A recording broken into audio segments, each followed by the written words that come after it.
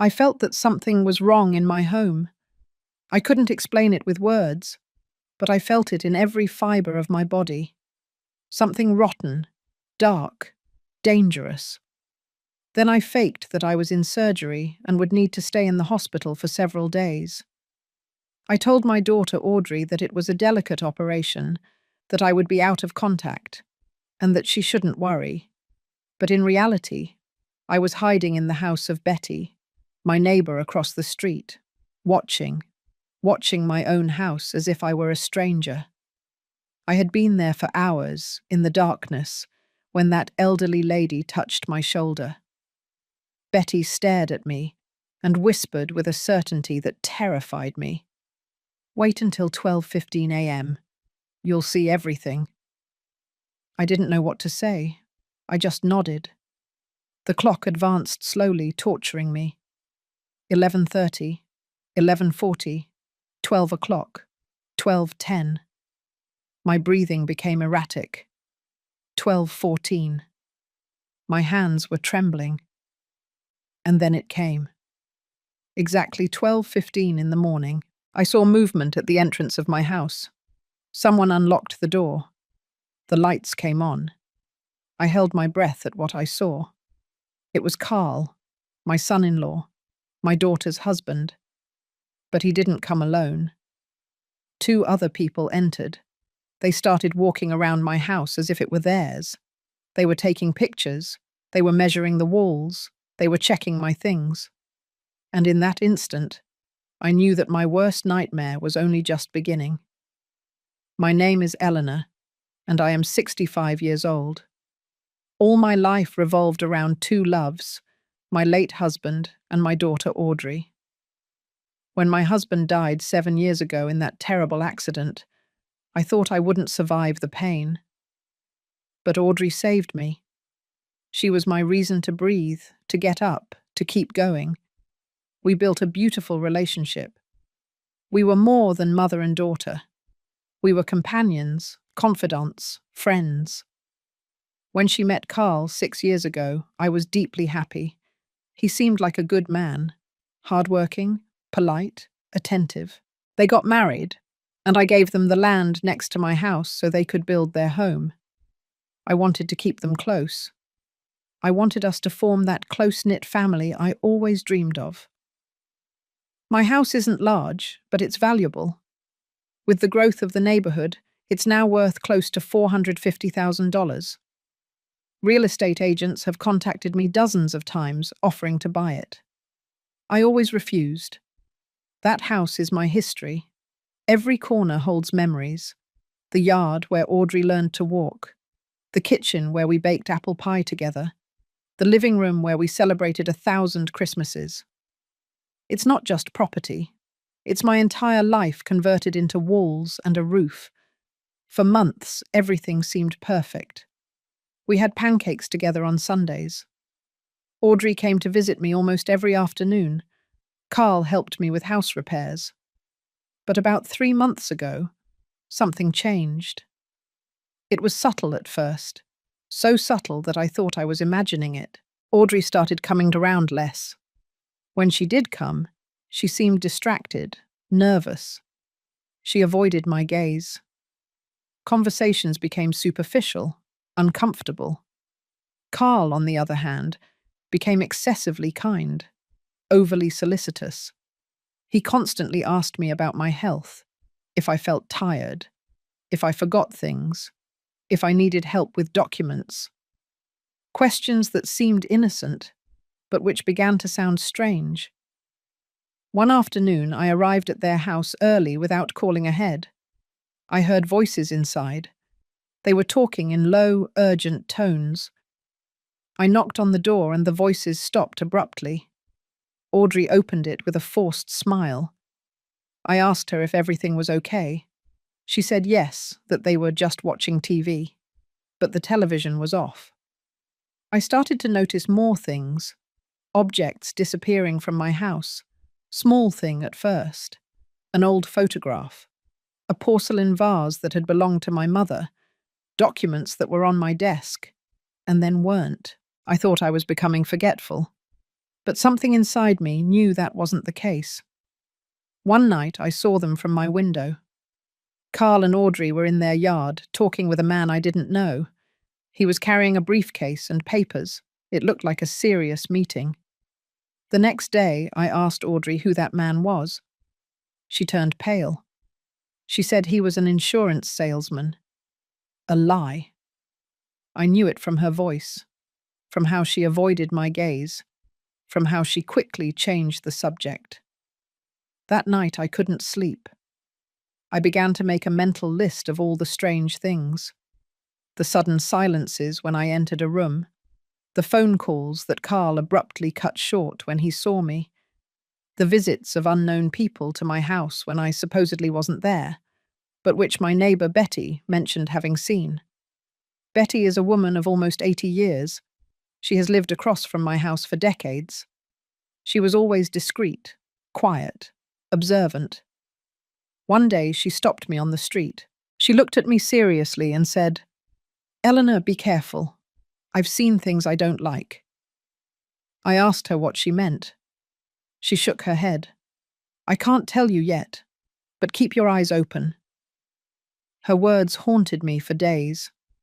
I decided to pay closer attention. I started writing everything down: dates, times, strange behaviors. A week later, I found a document in the pocket of Carl's coat.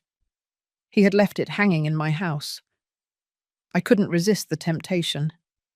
I read it. It was a quote for a nursing home, a residence for seniors, with my name handwritten in the corner. I felt the ground open up beneath my feet. Why did Carl have that? Why was my name on it? I didn't say anything. I put the paper back exactly where it was. But that night, I didn't sleep. I stayed awake, staring at the ceiling, feeling my world crumble. I had to know the truth. I needed to find out what was really going on. That's when I created my plan. I would call Audrey and tell her I needed urgent surgery, something related to my heart, that I would be hospitalized for at least a week. No visitors allowed due to risk of infection. Perfect. During that time, I would hide and observe what they did when they thought I wasn't there. I asked Betty for help. I told her my suspicions. She nodded slowly. "It's about time you figured it out," she told me. "Come to my house when you pretend to leave for the hospital. From my window, you'll see everything." So I did it. I called Audrey crying. I invented symptoms. I said the doctor insisted on operating immediately. She sounded worried, but I detected something else in her voice. Relief? Anticipation? I wasn't sure. Carl offered to take me to the hospital. I told him I had already called a taxi, not to bother. I packed a small suitcase. I left my house.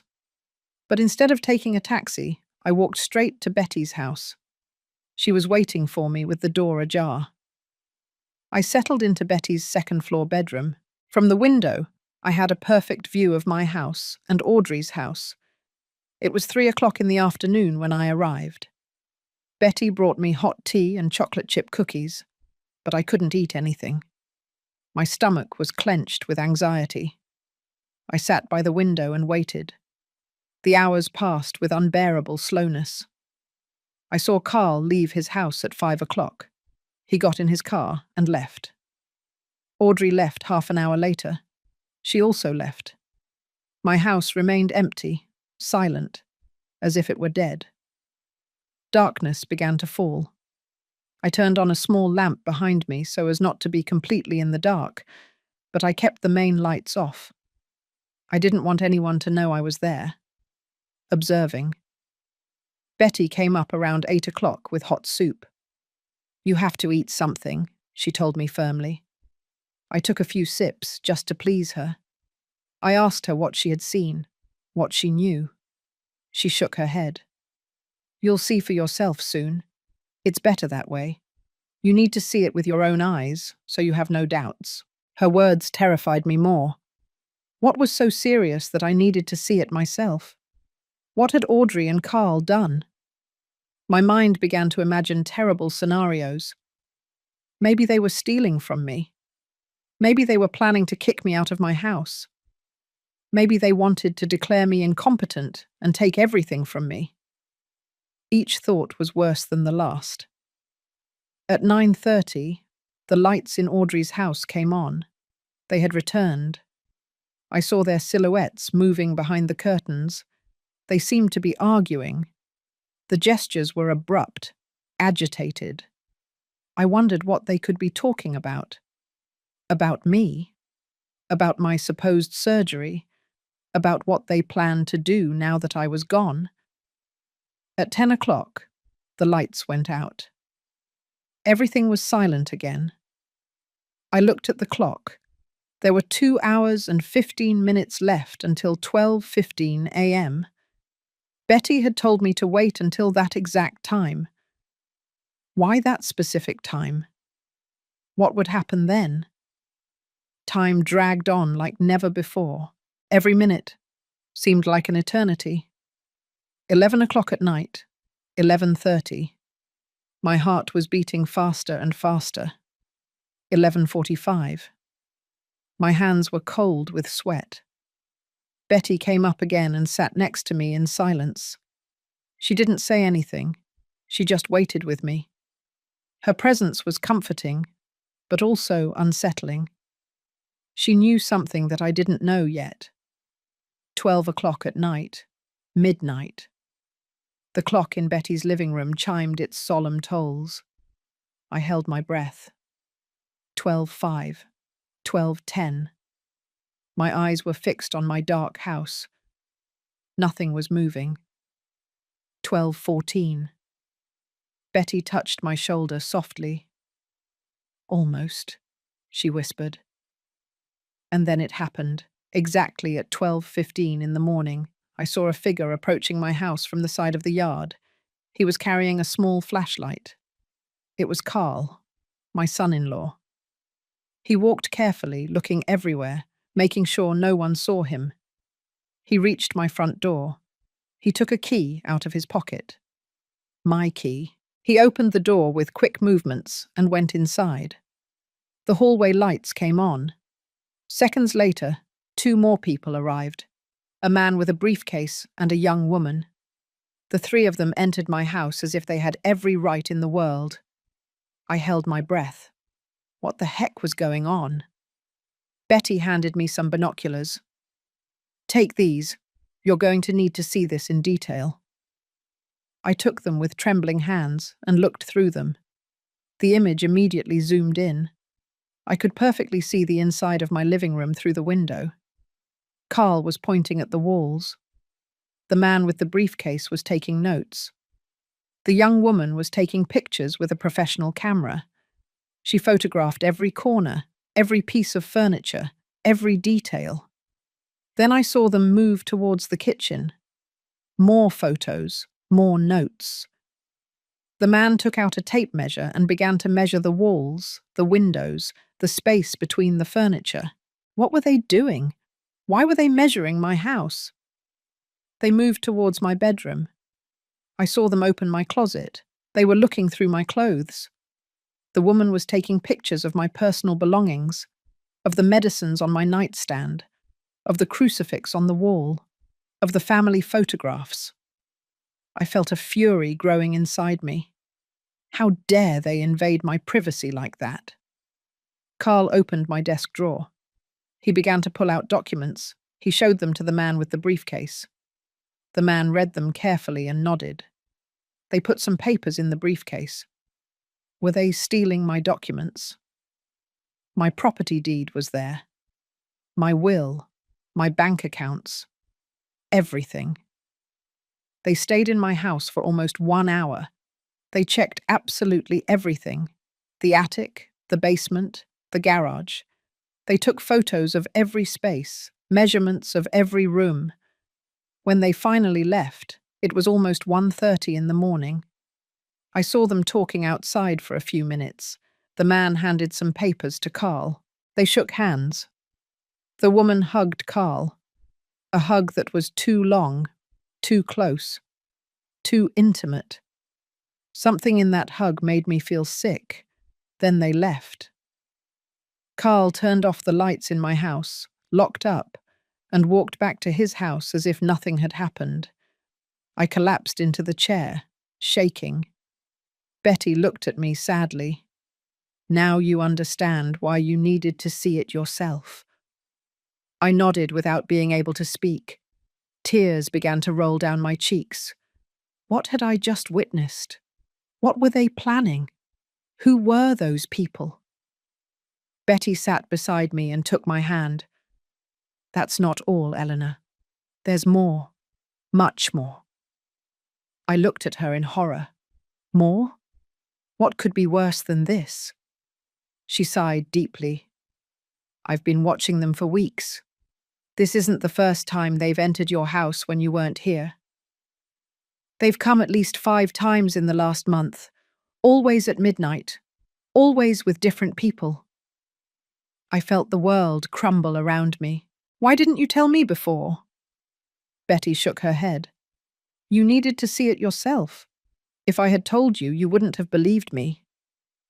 You would have thought I was a paranoid old woman making up stories. But now you saw it. Now you know it's real. She was right. If she had told me this without me seeing it, I would have doubted. I would have defended my daughter. I would have justified Carl. But now there was no way to deny what I had just witnessed. My own family was betraying me in the vilest way. What do you think they're doing? I asked Betty in a broken voice. She looked at me seriously. I think they are planning to sell the house right from under you. Or take it from you in some legal way. The photos, the measurements, the documents, everything points to that. And that woman who came with them, I've seen her before.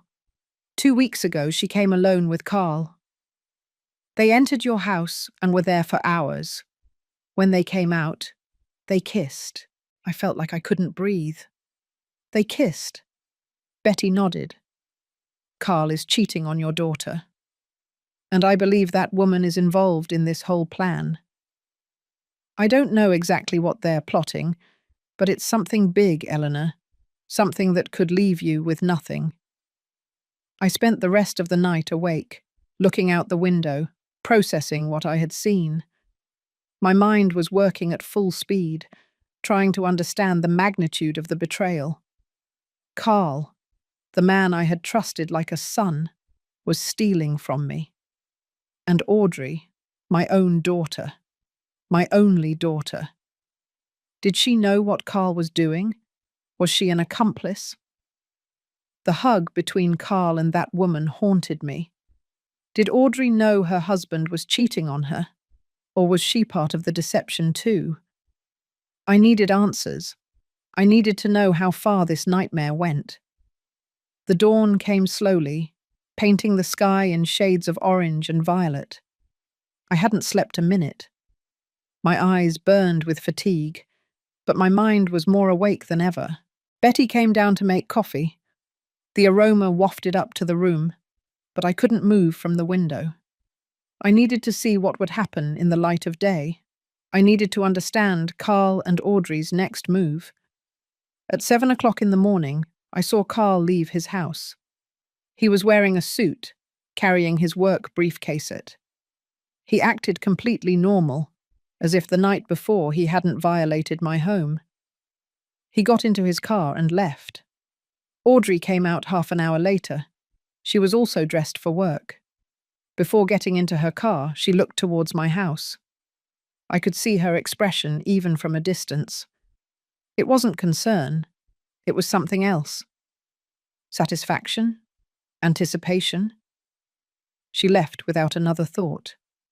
Betty came up with a tray. Coffee, toast, fruit. You have to eat. Eleanor, you're going to need strength for what's coming.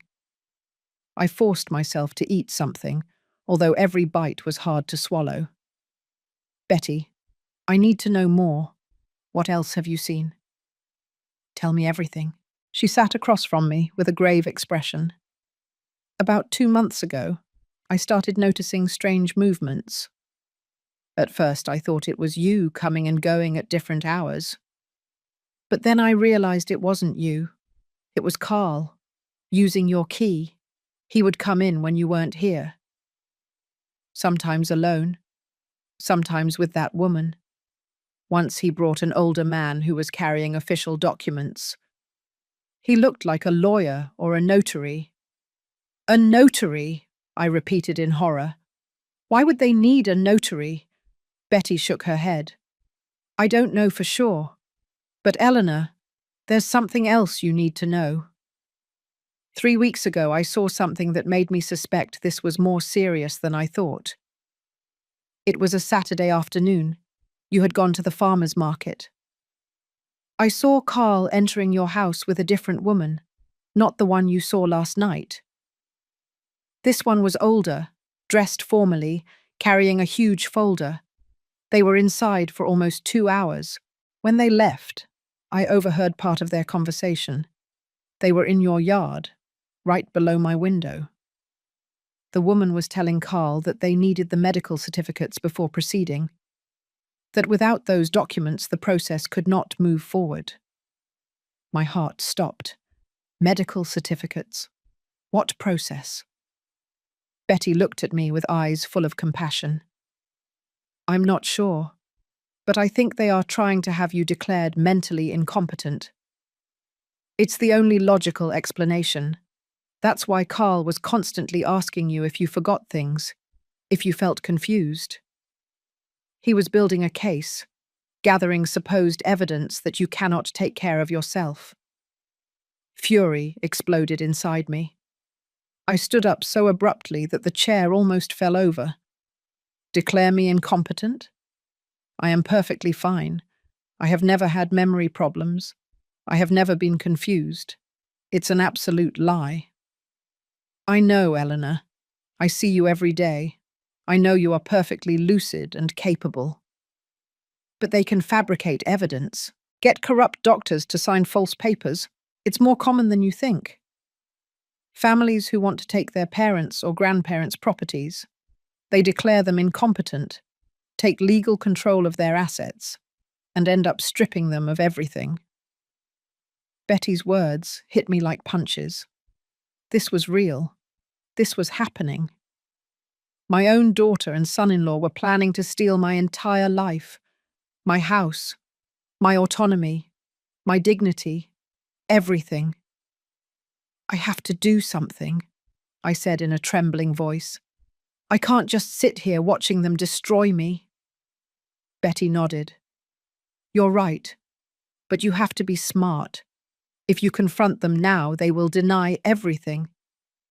They will say you are paranoid, that you are confused, that you are imagining things. They will use your accusation as evidence of your supposed dementia. You need solid proof. You need legal help. And you need to act fast before they take the next step. She was right. Confronting them without preparation would be a fatal mistake. Do you know a trustworthy lawyer? I asked her. Betty smiled slightly. I know someone. Michael Harrison. He was my late husband's attorney. He's retired, but he still accepts special cases. He's honest, discreet, and very good. I can call him if you want. Please, do it. I need to talk to him as soon as possible. Betty went downstairs to make the call. I stayed by the window, looking at my house. My beautiful house that now felt like a tomb. I thought about all the years I lived there. The Christmases, the birthdays, the nights reading in the living room, the Sundays cooking barbecue ribs for Audrey when she was a little girl. That house was my complete history, and they were trying to snatch it away from me as if it were nothing, as if I were nothing. The tears rolled down my cheeks again, but this time they weren't just sadness. They were rage, determination. I wasn't going to let them do this to me, not without a fight. Betty returned half an hour later. Michael can see you this afternoon. I explained the general situation and he said it's urgent. The faster you act, the better. I nodded. Where are we meeting? At his office. It's 20 minutes from here. We can go in my car. No one will see us leave if we use the back door of my house. Perfect. Betty had thought of everything. I spent the next few hours trying to organize my thoughts. I made a list of everything I had seen, the dates I noticed strange behaviors, the objects that disappeared from my house, the interrupted conversations, the document about the nursing home, and of course what I witnessed the night before. The invasion of my home, the photos, the measurements, the stolen documents. At 3 o'clock in the afternoon, Betty and I left discreetly through her back door. Her car was parked in the garage, so no one saw us leave. During the ride, I remained silent, looking out the window, still processing the magnitude of the betrayal. Audrey. My little Audrey. The girl I carried in my arms. The one I taught to walk, to read, to cook. The one I comforted in every sadness. The one I celebrated in every achievement. That same girl was now conspiring to destroy me. The pain was physical. My chest hurt as if something inside me was breaking into pieces. We arrived at an old but elegant building in the center of the city.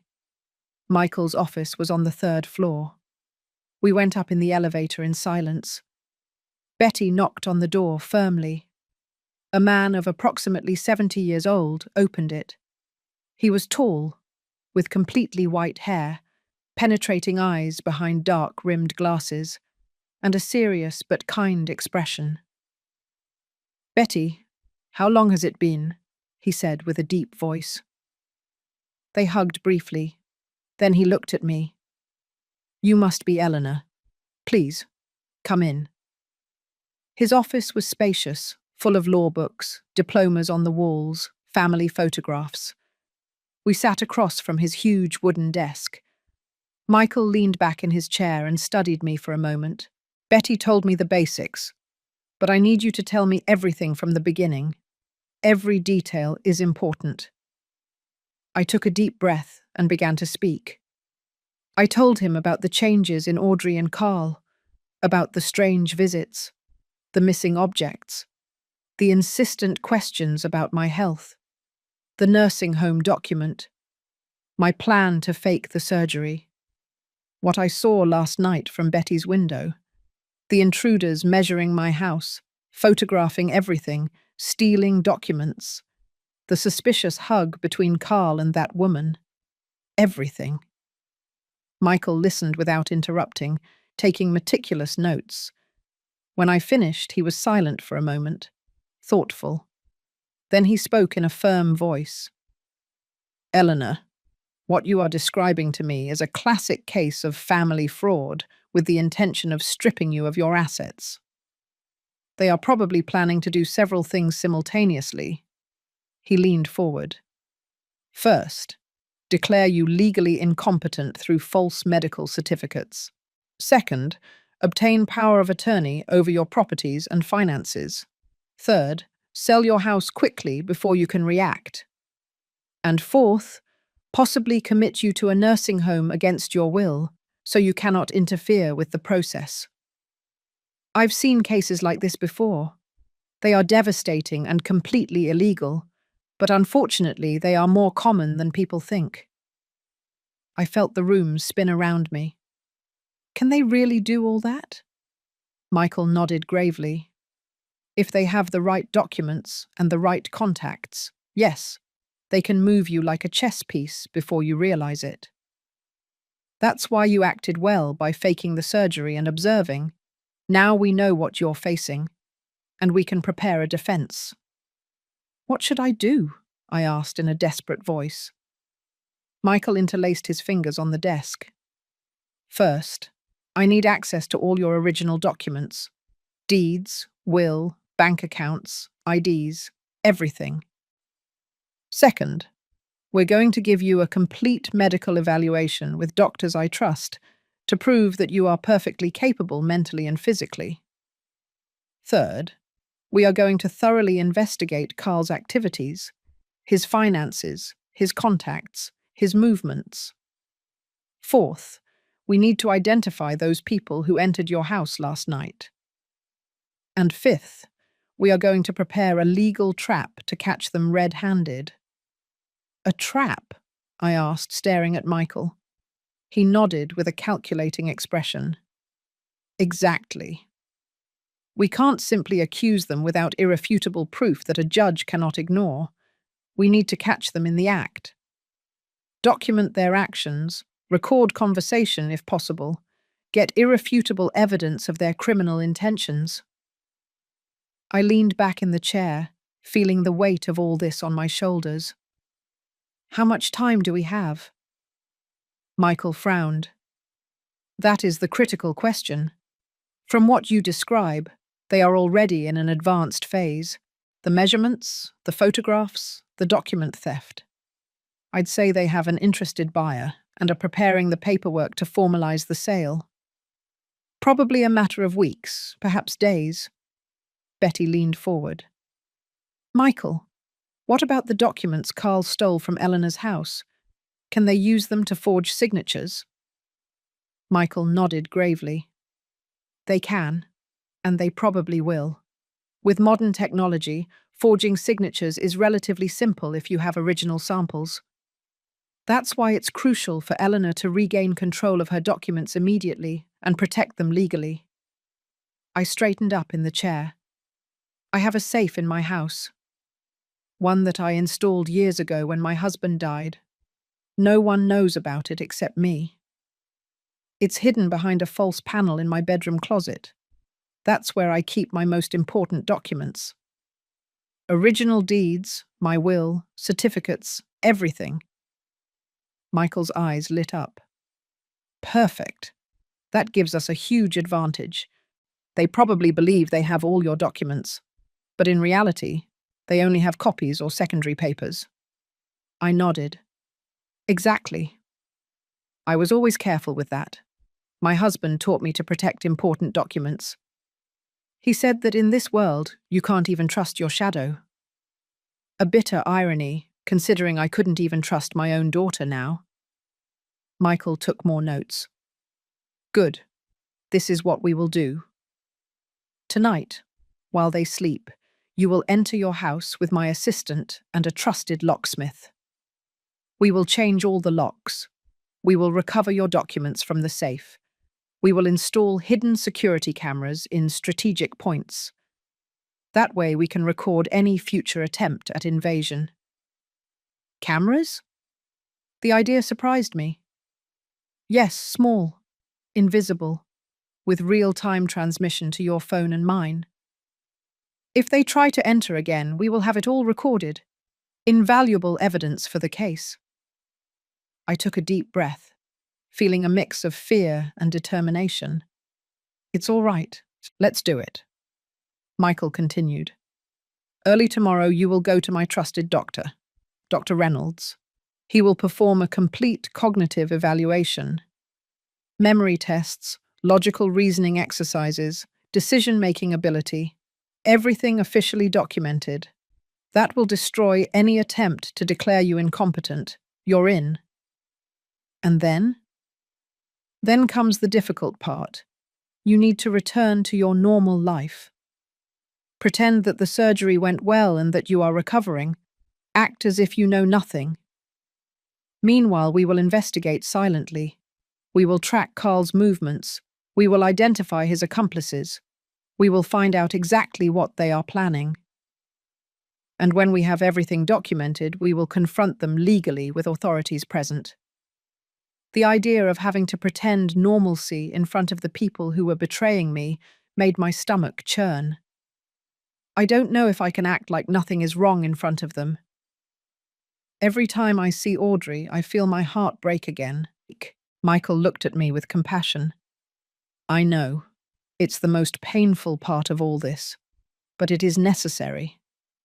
If they suspect that you know something, they will accelerate their plans or modify them. They could sell the house to a trusted third party to cover their tracks. They could destroy evidence. We need them to believe that everything is going according to their plan while we build the case against them. Betty took my hand. You're strong, Eleanor. You can do this. Think about your house, your life, your dignity. All that is worth fighting for. She was right. I closed my eyes for a moment, gathering strength. When I opened them, I had made my decision. It's all right. I will do whatever is necessary. Michael smiled for the first time. Excellent. Now, let's talk about costs.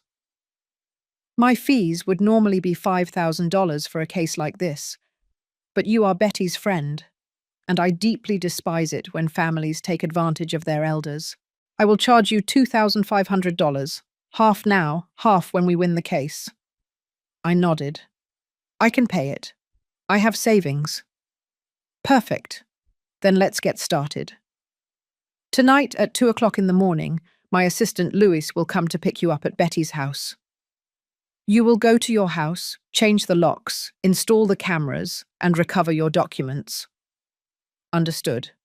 Understood. Good. Tomorrow at 9 o'clock in the morning, I will wait for you with Dr. Reynolds at his office. Betty has the address. And the day after tomorrow, you will officially return home, recovered from your surgery.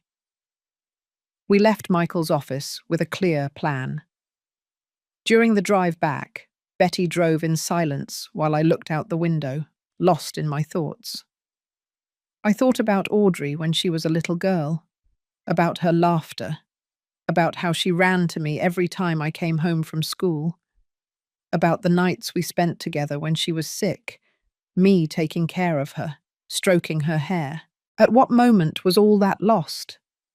At what moment did I stop being her mother to become an obstacle? At what moment did my life stop mattering to her? You're thinking about her, Betty said softly. I nodded without being able to speak. I know. It's natural. She's your daughter. But Eleanor, you need to understand something. The Audrey who is doing this is no longer the girl you raised. Something changed in her. Whether it's because of Carl's influence, financial problems, ambition, or weakness. But the person conspiring to rob you is not the daughter you knew. Her words hurt because they were true. The Audrey I knew would never have done something like that. She would never have betrayed me this way.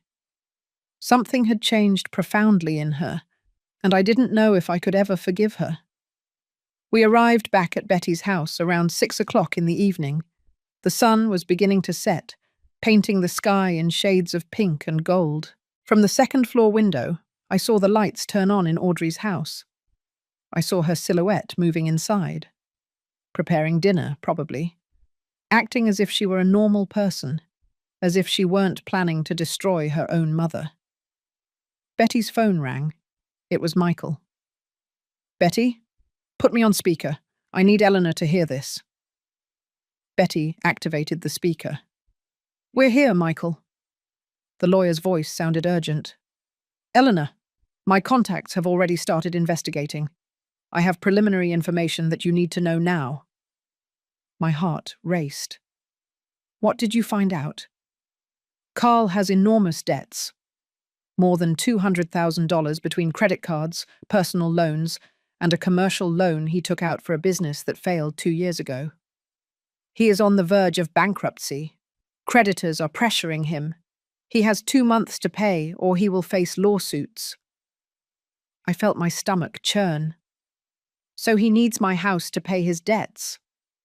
Exactly.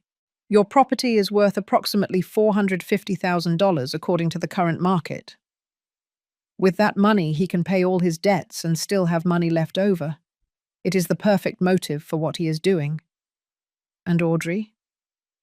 She knows about the debts. Michael paused.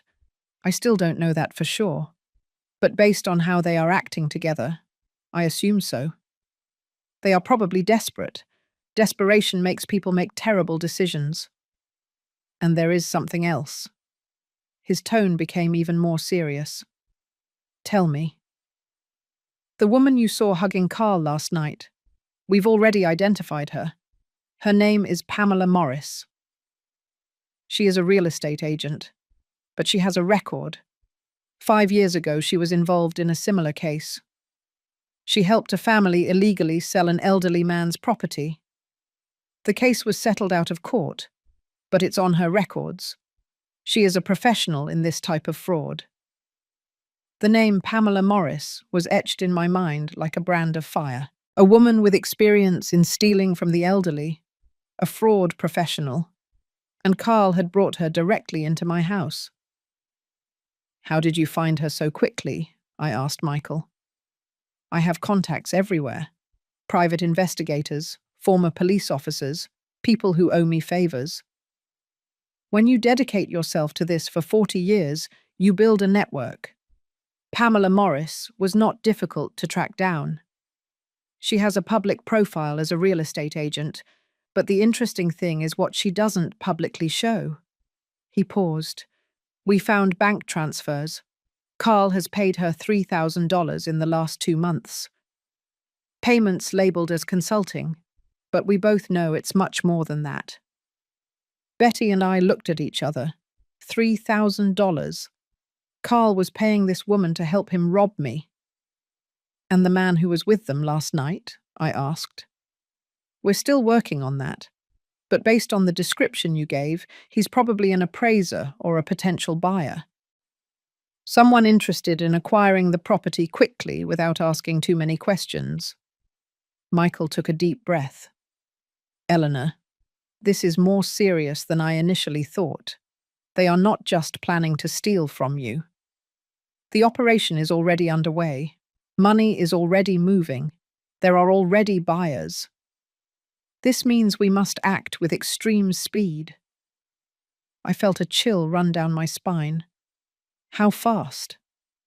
Louis will pick you up at 1 o'clock in the morning, not 2 o'clock as I said before. Every hour counts. We need to secure your house tonight. Tomorrow morning, in addition to seeing Dr. Reynolds, we will go to the bank together. You will temporarily freeze all your accounts and protect them with new passwords that only you and I will know. We will also check if there have been any suspicious movements. My mind was working at 1,000 revolutions per hour. Do you think they have already tried to access my accounts? It's possible. With the copies of your documents they stole, they could attempt impersonations. Better safe than sorry. We hung up the call. Betty brought me chamomile tea. You need to rest a little before midnight, she told me firmly. I haven't slept since yesterday. I know. That's why you need at least 2 or 3 hours of sleep. You are going to need to be alert tonight. She was right. I lay down on Betty's living room sofa, but my mind wouldn't stop racing. I thought about Carl, going through my things, about Pamela Morris, photographing my life, about Audrey, allowing all this. How had it gotten to this point? At what moment did my family become my enemies? I must have fallen asleep because Betty woke me up gently. Eleanor, it's midnight. Louis will arrive in 1 hour. I sat up, disoriented for a moment. The reality hit me like ice water. Tonight, I would take back my house. I washed my face, combed my hair, and changed into dark clothes, as Michael had suggested. Black pants, dark grey sweater, comfortable shoes. It looked like I was preparing for a robbery, when in reality I was reclaiming what was mine. The irony was bitter. At 12:50, a car parked discreetly in front of Betty's house. A young man got out. Short hair, athletic build, serious expression. Betty opened the door. Louis, come in. He quickly entered. He looked at me and extended his hand. Eleanor, I'm Louis Harrison, Michael's assistant. I worked 5 years as a locksmith before studying law. Tonight we are taking back your house. His confidence calmed me down a little. Did you bring everything? He nodded. New locks, security cameras, tools, everything. He looked at his watch. It's 12:55. Your daughter's house is dark. We will wait until 1:10 to make sure they are sound asleep. Then we move. The minutes passed with torturous slowness. Finally, Louis stood up. It's time. We left through Betty's back door. The night was dark, moonless, perfect for not being seen. We walked quickly toward my house. Louis carried a large backpack. We reached my front door. I took out my key with trembling hands. I inserted it into the lock. It turned smoothly. The door opened. Entering my own house feeling like an intruder was surreal. Louis closed the door behind us and turned on a small flashlight. First the cameras, he whispered. He worked with impressive efficiency. He installed a tiny camera in the living room, hidden inside a fake smoke detector. Another in the kitchen, inside the wall clock. A third in my bedroom, hidden in a picture frame. These cameras transmit real-time video, he explained in a low voice. They have motion sensors. If someone enters, you will receive an immediate alert on your phone. Look. He showed me an application on his cell phone. I could see the 3 rooms simultaneously. The image was surprisingly clear, even in the dark. Incredible, I whispered. Now the locks. Louis took tools from his backpack. In less than 15 minutes, he had changed the lock on the front door, then the one on the back door, and finally the one on the garage. Here are the new keys. There are 4 sets. One for you, one for Michael, one for Betty, and one backup that you will keep in a safe place. I took them, feeling their weight in my hand. Now Carl can't get in. Exactly. And if he tries to force entry, it will be recorded. Louis looked around. Where is the safe? I guided him to my bedroom. I opened the closet. I moved the clothes aside. I pressed a panel that appeared to be part of the back wall. It slid open, revealing a built-in safe. I turned the combination. Click, click, click. The door opened. Inside were all my important documents. The original house deed, my will, birth certificates, marriage certificate, my husband's death certificate, bank statements, insurance policies, everything perfectly organized in folders. Louis whistled softly. Excellent. Michael was right. They don't have access to any of this. I took everything out and put it in a bag that Louis had brought. These documents will go directly to the security vault at Michael's firm. They will be completely protected. I nodded, feeling a huge relief. At least this was safe. Is there anything else you need from here? Louis asked me. I looked around my room. My family photographs, my jewelry, some sentimental objects. Give me a minute. I took the most important photographs, one from my wedding, another of Audrey when she was a baby, one of my parents. I put them in the bag. I also took the jewelry my husband had given me over the years. They weren't extremely valuable in monetary terms, but they were priceless to me. The engagement ring, the earrings from our 10th anniversary, the bracelet he gave me when Audrey was born. Everything went into the bag. Louis watched in silence. Ready. I took a deep breath, looking at my room one last time. Yes, let's go. We left the house silently. Louis tested the new locks. They worked perfectly. We returned to Betty's house by the same route. It was 2:30 in the morning. The entire operation had taken less than 2 hours. Betty was waiting for us with hot coffee. Louis put the bag with my documents on the table. Perfect. Michael will review all this first thing tomorrow. Eleanor, get some rest. I'll pick you up at 8 o'clock to go to Dr. Reynolds' office. He left, leaving me exhausted but strangely hopeful. At least I had regained some control. My documents were safe. My house was protected. I was no longer completely defenseless. Betty looked at me with pride. You did well, Eleanor. Very well. I collapsed onto the sofa, feeling the weight of the exhaustion. There's still a long way to go, right? She nodded. Yes. But you took the first step, the most important one. Now you have a defense. Now you can fight. I slept a few restless hours. I dreamed of Audrey. In the dream, she was a little girl again. We played in the yard. We laughed. We were happy. Then she suddenly grew up. She became an adult. She looked at me with cold eyes and said, I don't need you anymore, Mum. I woke up with tears in my eyes. Betty was already awake, preparing breakfast. Good morning. Louis will arrive in half an hour. I forced myself to eat something. Cereal with orange juice. I needed strength for what was coming. At 8 o'clock sharp, Louis knocked on the door. Ready to see Dr. Reynolds? I nodded. Ready. Dr. Reynolds' office was in a modern medical building, clean waiting room, friendly receptionist. We were immediately ushered in. The doctor was a man in his 60s, with a kind but professional expression. Eleanor, Michael explained the situation to me. We are going to do a complete cognitive evaluation. Don't worry. They are just tests to officially document that you are in perfect mental condition. The next 2 hours were intense. Memory tests, logical reasoning exercises, questions about temporal and spatial orientation, evaluation of decision-making ability. The doctor was meticulous, noting every answer.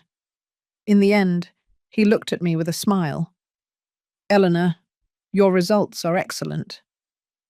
Better than many people 20 years younger. There is absolutely no evidence of cognitive decline, dementia, or mental incapacity of any kind. I will prepare a detailed certified report. This will be invaluable if anyone tries to declare you incompetent. I felt enormous relief.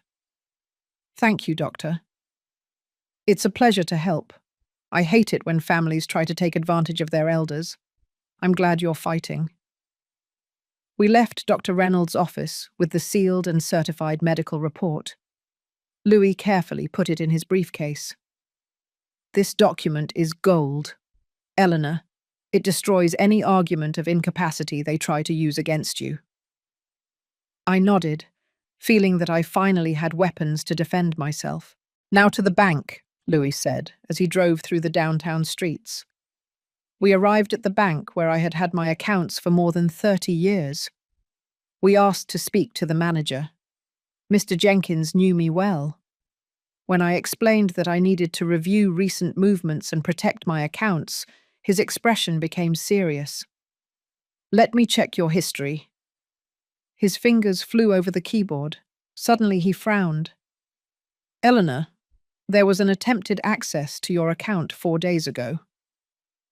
Someone called on the phone providing your personal details and requesting information about your balances. I felt my heart stop. What information did they give? Social security number, date of birth, address. Everything correct. But since we have security protocols, we asked for a security word that you established years ago. The person could not provide it, so we denied the information. Louis leaned forward. Did they register the number they called from? The manager checked. Yes, here it is. He wrote the number on a piece of paper. Louis immediately photographed it with his phone. Mr. Jenkins, we need to change all the passwords and security words for Mrs. Eleanor's accounts. Also set up alerts for any unusual movement. Of course, we will do everything immediately. We spent the next hour reconfiguring the security of my accounts. New passwords, new security questions, automatic alerts for any transaction over $100, two-step authorization for any change. Your accounts are now completely armored, Mr. Jenkins said. No one can access them without your physical presence and multiple verifications. I signed all the necessary documents. Thank you for your help. It is my duty to protect our clients. If anyone tries anything again, I will contact you immediately. We left the bank around noon. Louis took me back to Betty's house. Michael wants to see you this afternoon at 4 o'clock. He says he has more information. I spent the rest of the day resting, trying to regain strength. But my mind wouldn't stop working. I thought about that attempted access to my accounts. Had it been Carl, Audrey, Pamela Morris? The betrayal felt deeper with each revelation. At 3:30, Betty helped me get ready. You need to look strong, she said as she combed my hair.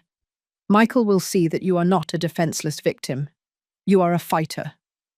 Her words encouraged me. Louis arrived on time.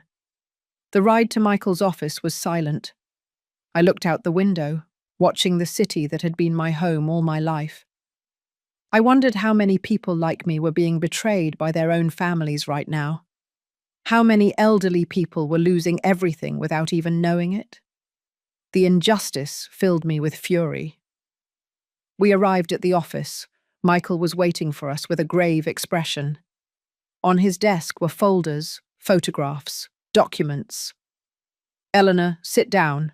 I have a lot to tell you. I sat down, mentally preparing myself. Tell me everything. Michael opened a folder. First, we identified the man who was with Carl and Pamela the other night. His name is Jeff Soto. He's a real estate investor. He buys cheap properties, remodels them, and resells them. He has a reputation for not asking too many questions about the origin of the properties he acquires. Perfect for what Carl needs. He showed a photograph. It was the same man I had seen measuring my house. Second, we tracked the phone number from which they tried to access your bank account. It is a prepaid phone bought 2 months ago, but we triangulated the location of the call. It was made from your daughter's house. I closed my eyes, feeling a pang of pain. So it had been from their house. Audrey was definitely involved. There was no way to deny it. Michael continued. Third, we found something very interesting. Carl and Pamela do not just have a professional relationship.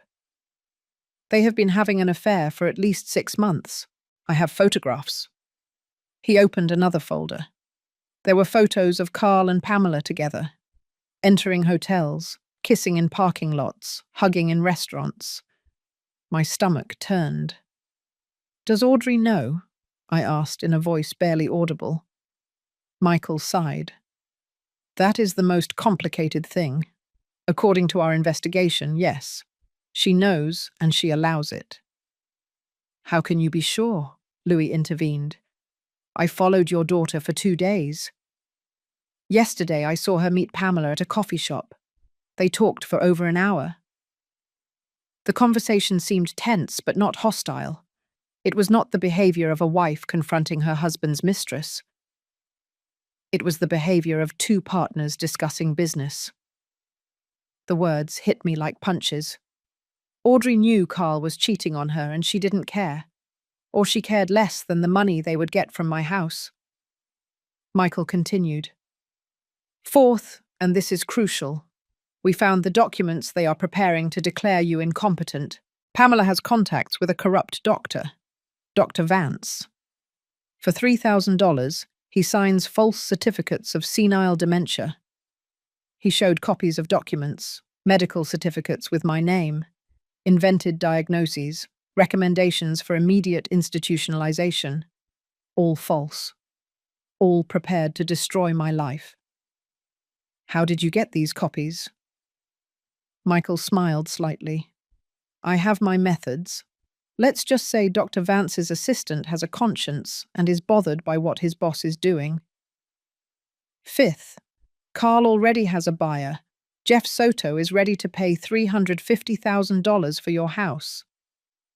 $100,000 less than the real value, but it's quick cash with no questions asked. The deal is practically closed. They are only waiting to have legal power over your property. How much time do we have? I asked in a trembling voice. According to my sources, they plan to make their move next week. They are going to present the false medical certificates to a judge. They will request an emergency guardianship, alleging that you are a danger to yourself. With those papers, they can obtain a temporary order in 24 hours. Once they have that order, they will commit you to a residence, take legal control of your assets, and sell the house before you can react. The rooms seemed to spin around me. 1 week. We only have 1 week. Michael nodded. That's why we must act now. But we have advantages. Your documents are protected. Your accounts are armored. Your medical evaluation proves your capacity. And we have evidence of their conspiracy. What do we do then? Michael leaned back in his chair.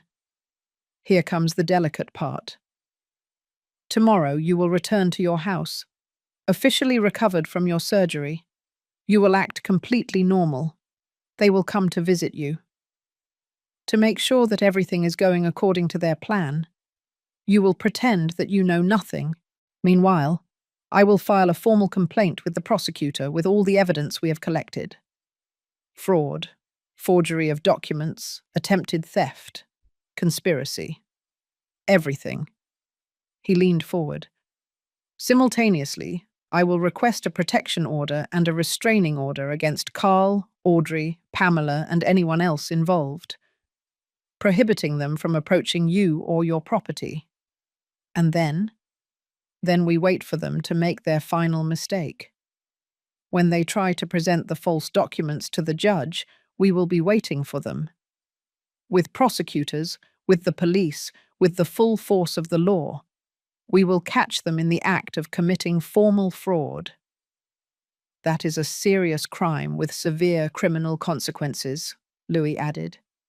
The cameras in your house are also crucial. If they try to enter again, it will be recorded. More invaluable evidence for the case. Michael closed his folders. Eleanor, this is going to be painful. Seeing your daughter arrested will not be easy, but it is necessary. Not only to protect you, but so that they face the consequences of their actions. I took a deep breath, feeling the weight of all this. I know. A few days ago I would have said that I could never do this, that I could never report my own daughter. But after seeing everything they have done, everything they plan to do, she is no longer my little Audrey. She is a stranger who is willing to destroy me for money. Michael looked at me with respect. That clarity is important. It will keep you strong for what's coming. I stood up. Then let's do it. Tomorrow I go back to my house. And let the countdown begin. I left that office feeling a mixture of terror and determination. Tomorrow I would have to see the people who betrayed me and pretend that I knew nothing. I would have to hug them, smile at them, act as if everything was fine, while the clock advanced towards their inevitable destruction. Justice would come. I just needed to be strong enough to get to that moment. The next morning dawned grey and cold. I woke up at Betty's house, feeling the weight of what I had to do. Today I would return to my home. Today I would face my daughter and my son-in-law, knowing the whole truth, but feigning total ignorance. Betty prepared a hearty breakfast for me. You need strength for what's coming, she said, as she placed scrambled eggs in front of me. I ate mechanically, without tasting anything. My stomach was closed off by anxiety. At 9 o'clock in the morning, Louis arrived to take me. Michael already presented all the documentation to the prosecutor. The formal investigation began this morning. He also processed the protection orders. They will be ready in 48 hours. I nodded. And the cameras? Working perfectly. Look. He showed me his phone.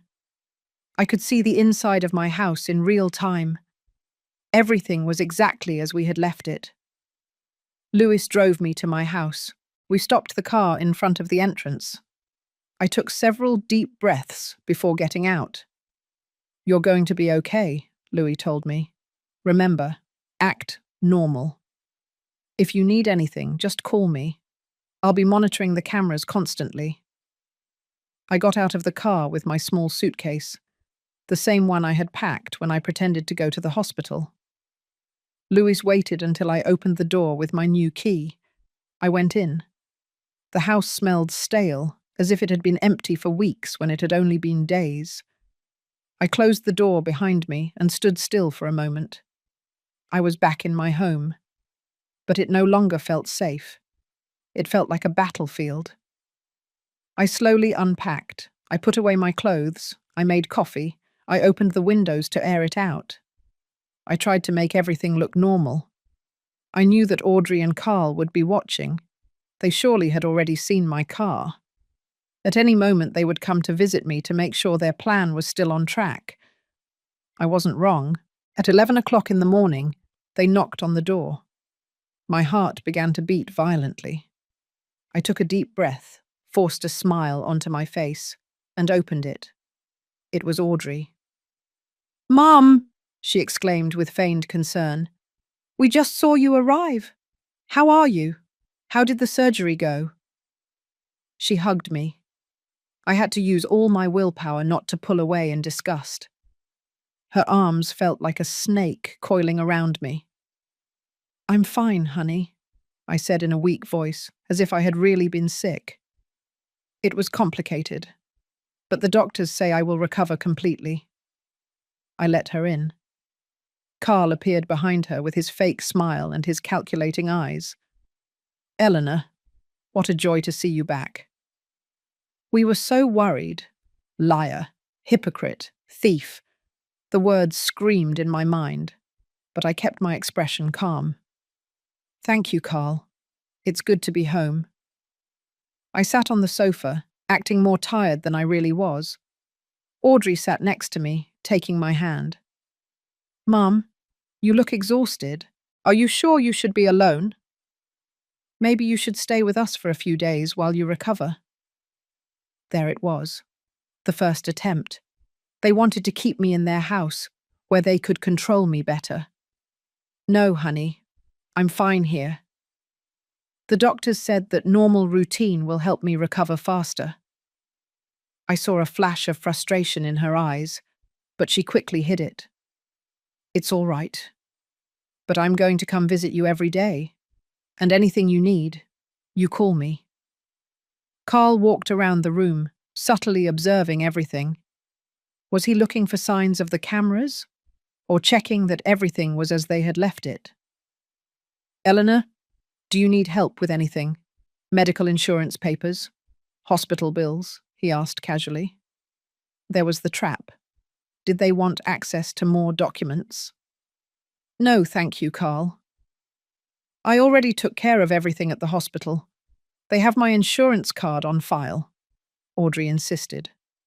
"Mum, let us help you. I know these things can be confusing, especially after surgery. Your mind must be tired." Again, insinuating that I was not mentally capable, building their narrative of incapacity.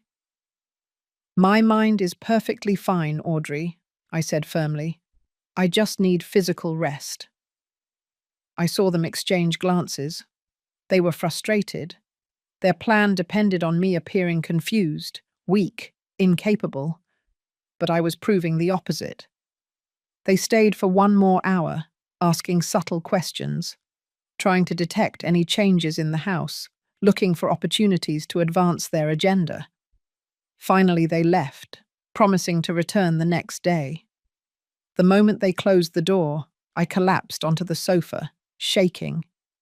It had been harder than I imagined. Seeing my daughter act with such cynicism, with such falsehood, looking into her eyes, knowing that she planned to destroy me. The phone rang. It was Louis. "We saw everything through the cameras." "You did it perfectly, Eleanor. You acted exactly as you should have." His voice gave me strength. It was horrible, I admitted. I know, but you did it. Now we know they are going to go ahead with their plan. That's good for us. We hung up.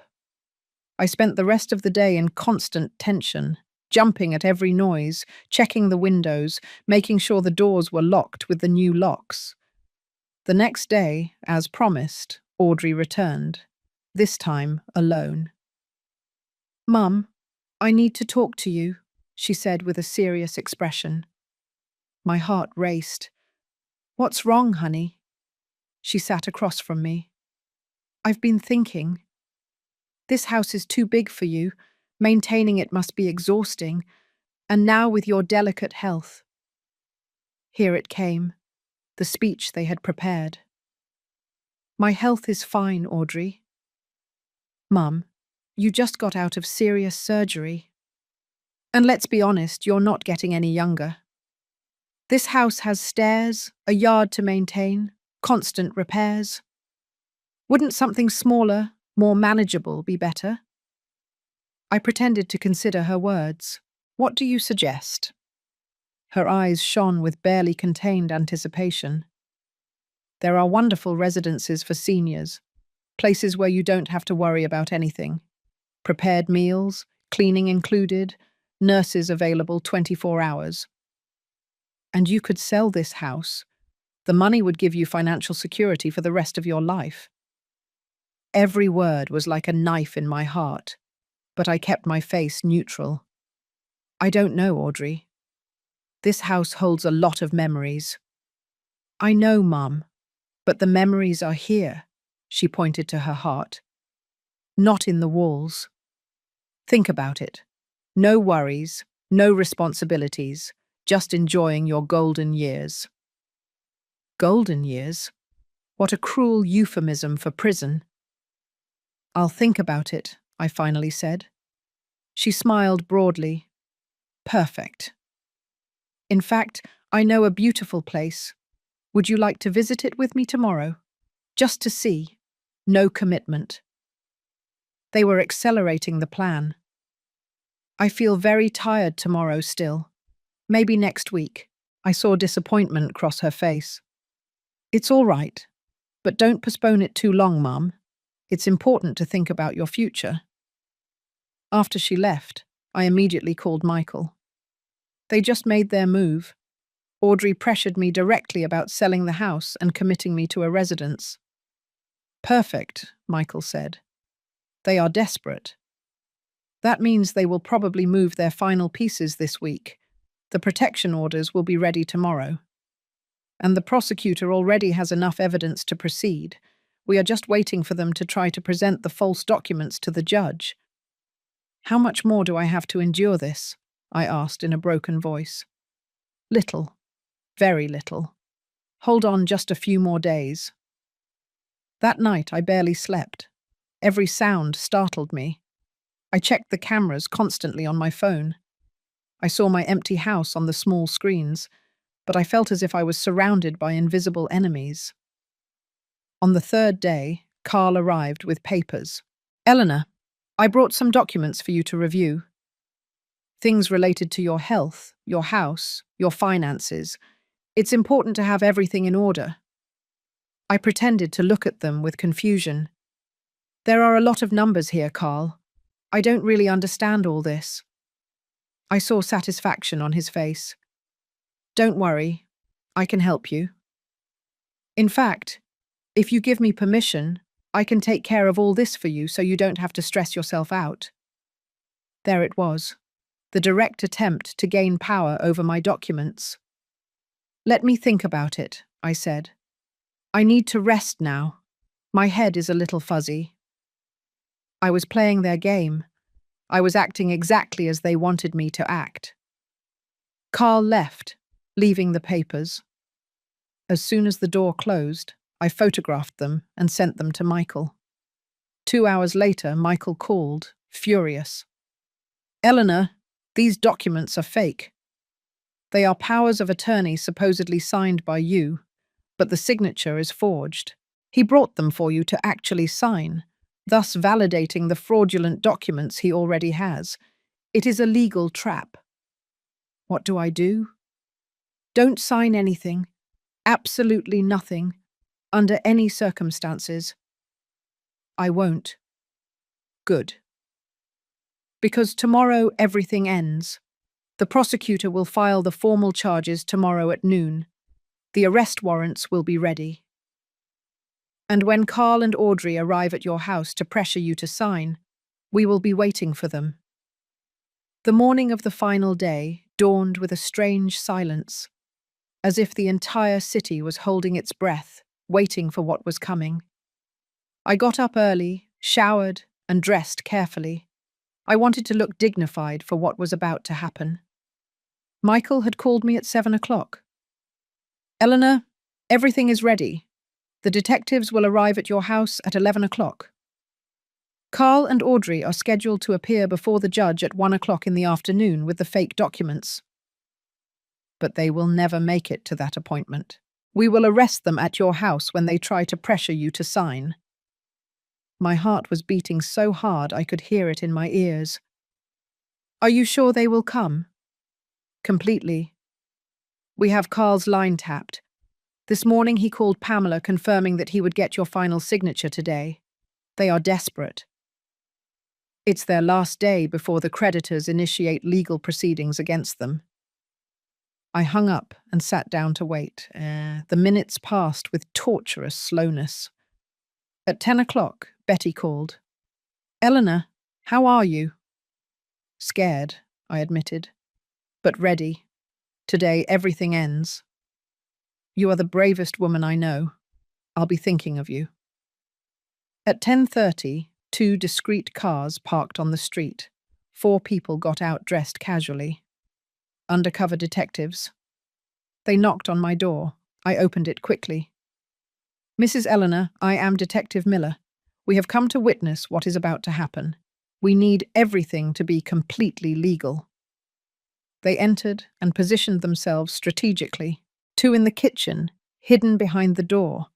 2 in the hallway that led to the bedrooms. Invisible, but present. Act normally, Detective Miller instructed me. When they arrive, let them talk. Let them pressure you. Let them show their intentions. We will record everything. At 11:15, I heard Carl's car park. My stomach twisted. They knocked on the door. I took a deep breath and opened it. Audrey and Carl entered with smiles that didn't reach their eyes. Mum, good morning. How did you sleep? Audrey asked, kissing my cheek. The kiss felt like venom on my skin. Good, honey. Carl carried his briefcase. Eleanor, we brought the papers we left the other day. It's important that we sign them today. We have an appointment with the notary at 2 o'clock. They sat down in the living room. Carl opened the briefcase and took out several documents. Look, everything is clearly explained here. This paper gives you peace of mind. It authorizes us to help you with your finances while you recover. This other one is for the sale of the house. And this last one is for your voluntary admission to the residence we visited. A lie. I had never visited any residence. I don't know, Carl. It's too much to process, I said in a trembling voice, feigning confusion. Audrey took my hand. Mum, trust us. We are your family. We only want what's best for you. Sign here and here and here. She pointed to dotted lines on each document. Everything will be fine. You won't have to worry about anything anymore. Carl added pressure. Eleanor, we need to do this today. The notary is only available this afternoon. If we don't sign now, we will lose the opportunity. And honestly, with your state of health, we can't risk waiting any longer. My state of health is fine, I said weakly. Mum, you just had serious surgery, Audrey insisted. And we have noticed that you are more forgetful, more confused. It's normal at your age. That's why you need help. Our help. Carl put a pen in my hand. Sign here, Eleanor. Do it for your own good. His hand squeezed mine tightly. Too much strength. It was physical intimidation disguised as help. "I'm not sure," I whispered. "Mum, please." Audrey's voice rose in tone. "We're trying to help you. Why are you making it so difficult?" Carl leaned close to me. "Eleanor, listen carefully. You are going to sign these papers now. If you don't, we will have to take more drastic measures. We have medical certificates that prove that you are not mentally capable. We can do this the easy way or the hard way. You decide." There it was, the direct threat. The mask had completely fallen. "Are you threatening me, Carl?" I asked with a firmer voice. "I'm being realistic. This house is going to be sold. You are going to go to that residence, and we are going to manage your money. That is going to happen one way or another. I'm giving you the option of doing it with dignity, by voluntarily signing. Or we can go to court where a judge will declare you incompetent and give us total control. Which do you prefer?" Audrey remained silent, looking at the floor, a silent accomplice to everything.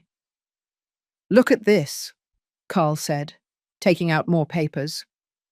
"These are the medical certificates from Dr. Vance. They clearly state that you suffer from advanced dementia, that you represent a danger to yourself. With these documents, the judge will give us guardianship in less than 24 hours. "Those documents are false," I said clearly. "I have never seen Dr. Vance in my life." Carl laughed coldly. "And who is going to believe you? A confused old woman against a certified doctor? Please, Eleanor, don't be naive." He stood up, looming over me threateningly. "Sign. Now." At that moment, Detective Miller came out of the kitchen. "I think we've heard enough." Carl and Audrey froze. Their faces went from arrogance to terror in seconds. "Who the hell are you?" Carl yelled. The other 3 detectives came out of their hiding places. "Detective Miller, Fraud Division." "Carl Reed, Audrey Reed, you are under arrest for attempted fraud, forgery of documents, coercion, conspiracy to commit theft, and elder abuse." Chaos erupted. Carl tried to run towards the door, but 2 detectives intercepted him. They threw him to the floor, handcuffing him while he shouted obscenities. Audrey remained paralyzed, tears rolling down her cheeks. "Mum, I didn't want to. Carl forced me." Lies until the end. "Audrey Reed, you have the right to remain silent." A detective began to read her rights while handcuffing her. "Mum, please, forgive me. I didn't know we would go this far, I swear." I looked her in the eyes. "You knew exactly what you were doing, and you did it anyway." At that moment, more officers entered through the door. Michael arrived behind them. "Eleanor, are you okay?" I nodded, unable to speak. Seeing my daughter handcuffed tore me apart inside despite everything. They took Carl and Audrey out of my house. Carl continued to shout threats. Audrey was crying hysterically. The neighbors had come out to see the spectacle. Betty was at her door with tears in her eyes, but an expression of relief on her face. Michael closed the door, leaving us alone. "It's over, Eleanor. They can't hurt you anymore." I collapsed onto the sofa, trembling uncontrollably. The tears I had been holding back for days finally burst forth. I cried for the daughter I had lost, for the family I would never have again, for the innocence and trust they had stolen from me. Michael sat beside me in silence, letting me cry everything I needed to. After several minutes, I managed to calm down. "What happens now?" I asked in a hoarse voice. "Now they face serious criminal charges: fraud, forgery, attempted theft. Each charge carries between 3 and 10 years in prison. With all the evidence we have, there is no way for them to escape." Pamela Morris and Dr. Vance are also being arrested at this moment. Jeff Soto is being interrogated. I processed the information slowly. Audrey will go to prison.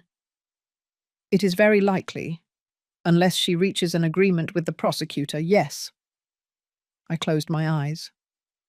My daughter in prison. The image shattered me.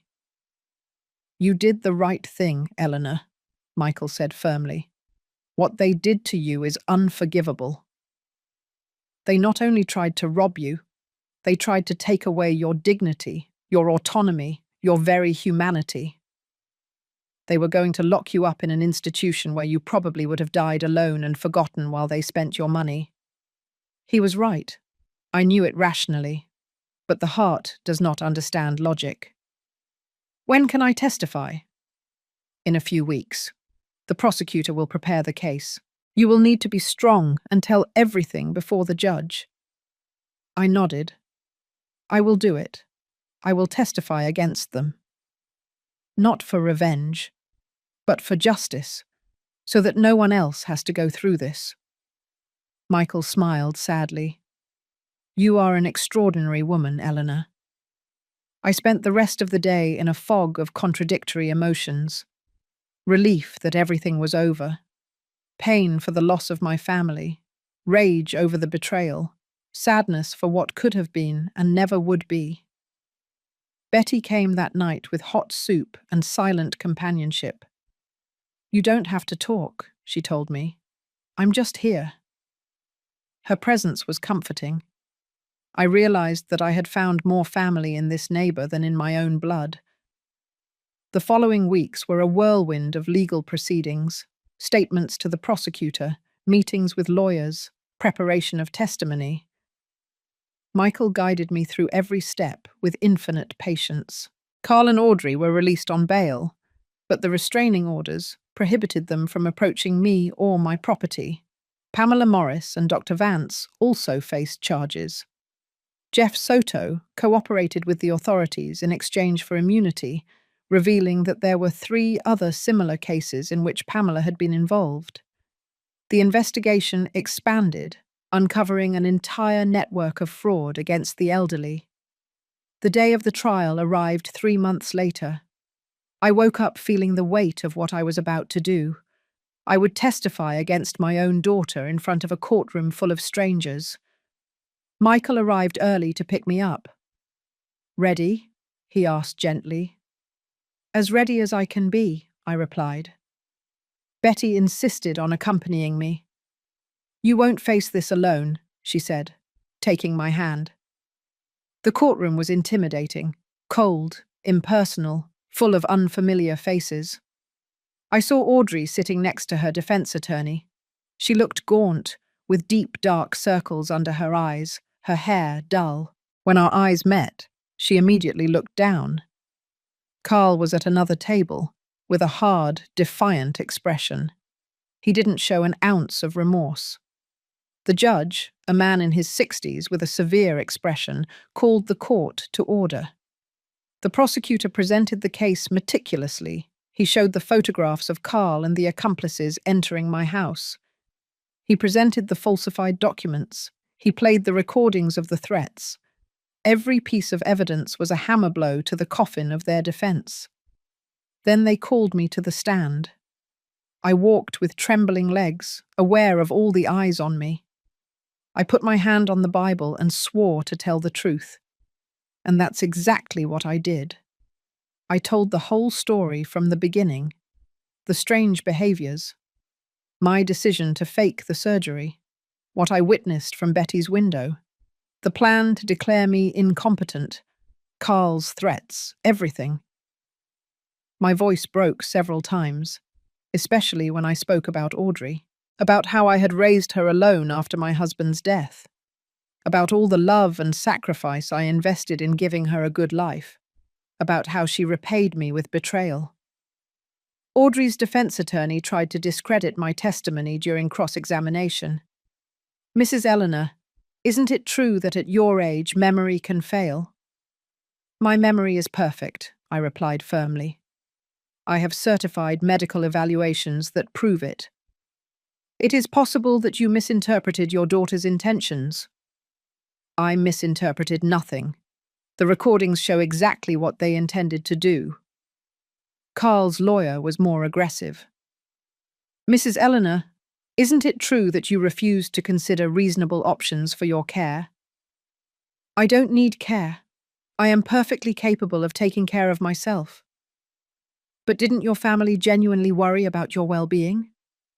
If they were worried about my well-being, they wouldn't have tried to rob me of everything by forging documents and bribing corrupt doctors, the judge intervened. Counselor, the evidence is clear. Move on. After my testimony, they called other witnesses. Betty testified about what she had observed for months. Dr. Reynolds presented my perfect cognitive evaluations. The bank manager testified about the fraudulent access attempt to my accounts. The detectives who witnessed the threats in my house recounted what happened. The evidence was overwhelming and irrefutable. When Pamela Morris took the stand, she tried to blame everything on Carl. He hired me to sell the house. I didn't know it was fraud. But the bank records and the communications between them destroyed her defense. Dr. Vance, confronted with copies of the false certificates he had signed, finally broke down and confessed everything. He had signed fraudulent documents for more than 15 people in the last 3 years, earning over $50,000 in bribes. His confession sank any hope Carl and Audrey had of escaping. The most painful moment came when Audrey's lawyer called her to testify in her own defense.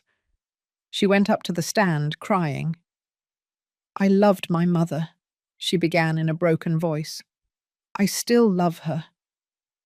But Carl convinced me it was for her own good. He said she was getting old, that she needed professional care, that the house was too much for her. He made me believe we were helping her. Lies wrapped in tears. The prosecutor tore her apart during cross-examination. Mrs. Reed, did your mother ever ask you for help? No, but did she ever show signs of mental incapacity? Well, sometimes she forgot things. Sometimes, like any normal person. Does that justify forging medical certificates? Silence. Did you know that your husband was cheating on you with Pamela Morris? Audrey paled. Yes. And yet you conspired with both of them to rob your mother. We needed the money. Carl had enormous debts. We were going to lose everything, so you decided to sacrifice your mother to save your marriage and your finances. Audrey burst into tears. I'm sorry, I'm so sorry, Mum. Her eyes desperately searched for mine from the stand. I saw genuine pain there, real remorse. But it was too late. Actions have consequences. Carl did not show a hint of emotion. No apologies, no remorse, only cold rage at having been caught. That told me everything I needed to know about the monster he really was under the charming son-in-law mask. The judge deliberated for 2 days. When we returned to hear the verdict, the tension in the room was palpable. In the case of the state versus Carl Reed, the judge began in a grave voice, this court finds you guilty of all charges: first-degree fraud, forgery of documents, coercion, conspiracy, and elder abuse. Carl closed his eyes, but showed no other reaction. You are sentenced to 12 years in prison without possibility of parole before serving 8 years. In addition, you will pay full restitution to the victim for emotional damages and legal costs in the amount of $100,000. 12 years. Carl would be an old man when he got out. In the case of the state versus Audrey Reed, my heart stopped. This court recognizes that you were partially manipulated by your husband.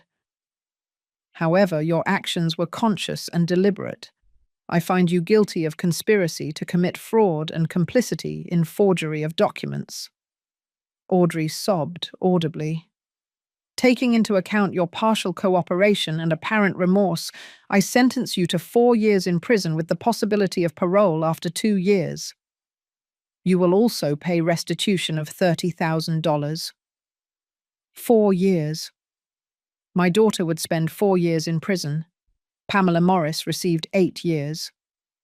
Dr. Vance, 10 years plus the permanent loss of his medical license. Justice had been served, but I didn't feel triumphant, only empty. After the verdict, as we left the courtroom, Audrey managed to get closer. The guards stopped her, but she yelled, "Mum, Mum, please forgive me. I love you." I stopped. I turned to look at her one last time. "I loved you too, Audrey, with all my heart. But love doesn't mean letting you destroy me. I hope you use these years to really understand what you did. And maybe someday, when you get out, we can talk. Maybe." It wasn't forgiveness, but it wasn't eternal condemnation either. It was a door left barely ajar, a microscopic possibility of future redemption. If she truly changed, the following months were about slow healing. I started therapy with a psychologist specializing in family trauma. I sold some objects that reminded me too much of Audrey and Carl. I redecorated my house, making it mine again. Betty became my best friend, the sister I never had. Other neighbors I knew superficially approached me offering genuine friendship. I formed a new circle, small but authentic. Michael became a close friend. Sometimes he would come over for coffee, and we would share stories about our lives. I discovered that I had a whole community that I had never noticed before. 1 year after the trial, I was sitting in my renovated yard, having tea in the afternoon sun. The flowers I had planted bloomed in bright shades of yellow and coral. Betty arrived with freshly baked pound cake. We sat together in comfortable silence, enjoying the moment. My phone rang. It was Michael. "Eleanor, I thought you'd want to know.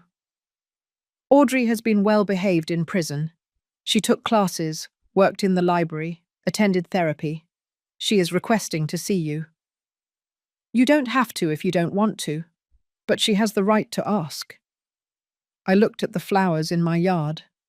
I thought about second chances, about forgiveness, about what it really means to heal.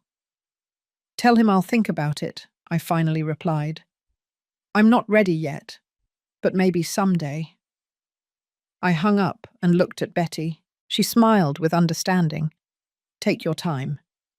Forgiveness cannot be rushed." She was right. I had recovered my house, my dignity, my life. I had learned that family is not always blood. That betrayal can come from where you least expect it.